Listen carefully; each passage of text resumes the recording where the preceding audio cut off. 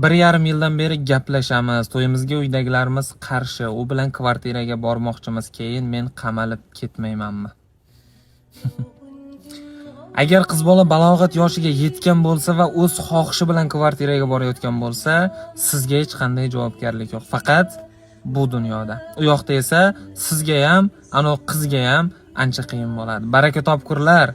Ota-onani norozi qilib baxtli bo'lishning hech qanday imkoniyati yo'q. Shaytonning vasvasasiga aldanib, bunday ahmoqona yo'llarni tanlamang. Ayniqsa qizlar, juda ham ehtiyot bo'ling. Chunki bunday sharmandalikdan keyin o'g'il bolaning ota-onasi uzog'i bir oy ko'chada uyalib yurishi mumkin, lekin qiz bolaniki butun umrga tiriklayin murdaga aylanadi. Toki so'nggi imkoniyat qolguncha onangizga tushuntirishga harakat qiling. Albatta tushunadi. Tushunmadimi? Demak taqdir emas. Chunki Alloh xohlasa, ota-onangizning fikrini bir soniyada o'zgartirib qo'ya oladi. Bizga obuna bo'lib, atnashinadan boshlab toki turmush qurishgacha bog'liq bo'lgan savollaringizni lichkada yozib qoldirishingiz mumkin. Hammaga rahmat. Sizlar bilan qo'shnimiz Nazira xola aytganlaridek, yoshlarning miyasini zaharlovchi qahramonosh bo'ldi. Salomat bo'ling.